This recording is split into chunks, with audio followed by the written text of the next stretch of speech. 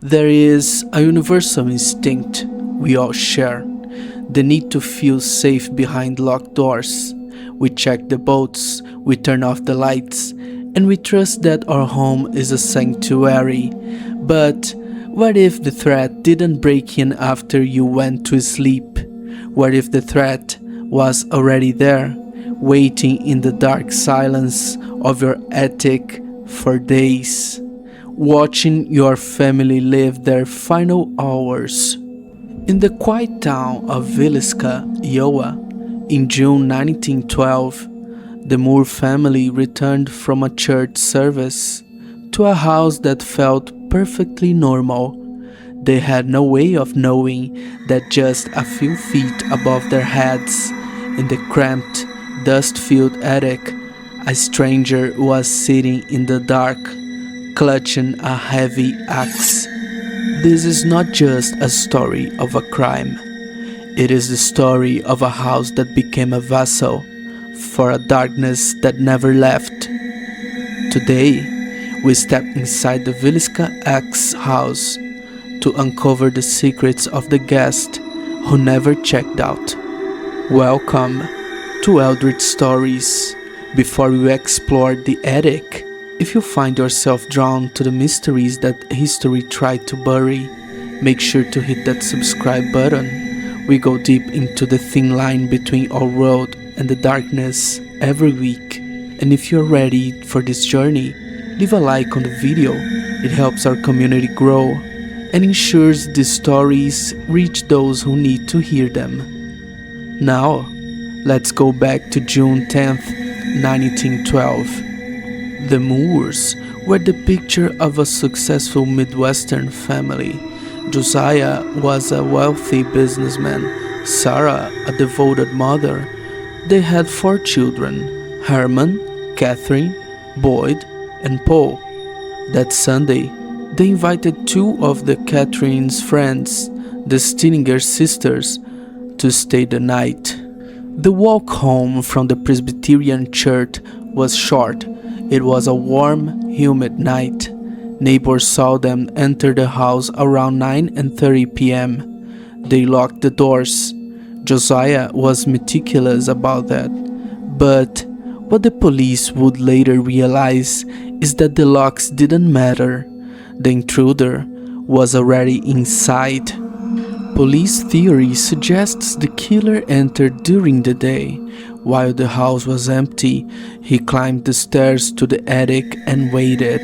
He sat there for hours, listening to the sounds of a happy family eating dinner, laughing, and eventually the creak of floorboards as they went to bed. He waited until the house reached that specific level of silence that only comes at 2 a.m. When the sun rose on June 11th, the house was unnervingly still. A neighbor, Mary Peckham, noticed that the Moores hadn't come out to do their morning chores. She knocked, but there was no answer. When Josiah's brother arrived and used his key, he stepped into a nightmare of silence. But it wasn't the violence that struck him first, it was the atmosphere. The house felt heavy, as if the air itself was mourning. This is where the Villisca case moves from a crime into the realm of the truly disturbing. The killer didn't just leave, he stayed. He took the time to cover every mirror and glass surface in the house with clothes and clothing belonged to the family. In paranormal circles, covering mirrors is often seen as a way to prevent the souls of the deceased from being trapped, or to prevent the killer from seeing his own reflection and the evil within. He also took a 4-pound piece of bacon from the icebox, wrapped it in a towel, and left it in the parlor. Why? Some believe it was a ritualistic offering. Others think it was a sign of a deeply disordered mind. But the most haunting detail was found in the kitchen. A bowl of blood water sat on the table. The killer had washed his hands calmly before walking out the front door and disappearing into the morning mist. He left behind a town paralyzed by fear and a house that would never be normal again. Despite thousands of interviews and multiple grand juries, no one was ever convicted. The prime suspect, a traveling preacher named Linger Jacqueline Kelly, confessed but was later acquitted. He claimed God told him to do it. But the question remains, was it a man? Or was it something that the house itself called forth? For over 100 years, the Villisca house has been a magnet for those seeking the paranormal. It isn't just haunted, it's active. Investigators often report a phenomenon known as the heavy air. The moment you cross the threshold, your heart rate increases and a sense of impending doom settles over you. The most famous entity is the tall man. He is seen as a dark, spindly shadow standing at the top of the stairs, guarding the entrance to the attic. He doesn't move, he just watches. Some believe this is the residual energy of the killer, eternally reliving his weight in the dark. In 2014, an investigator was found in the house with a self-inflicted wound, claiming the house told him to do it. This isn't a place of playful ghost stories. This is a place where the darkness has a physical weight. Visitors have captured EVPs of children crying, followed by a deep, guttural voice that tells them to get out.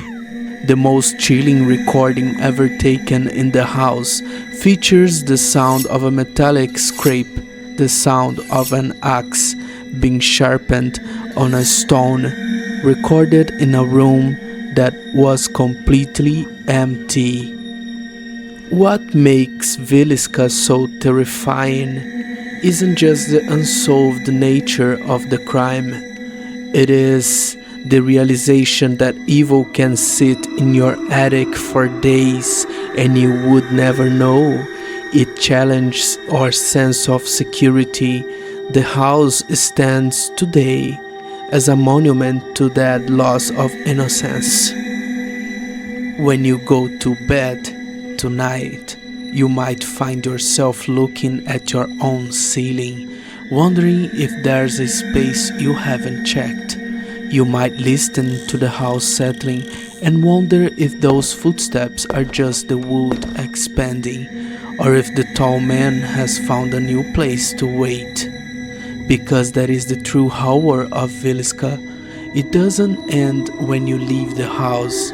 It follows you into the silence, into the hallway outside your bedroom, into the small sounds you normally ignore, the creak above your head, the cold draft under the door, the feeling that something is standing just beyond the edge of the light.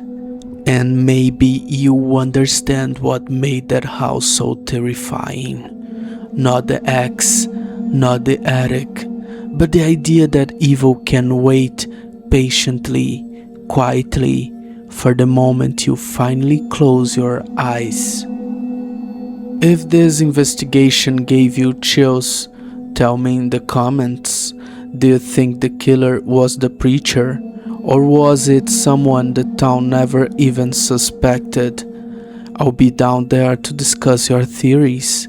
Don't forget to like and subscribe to Eldritch Stories for more deep dives into the unknown. Stay safe, stay in the light, and remember, always check the attic. Until next time.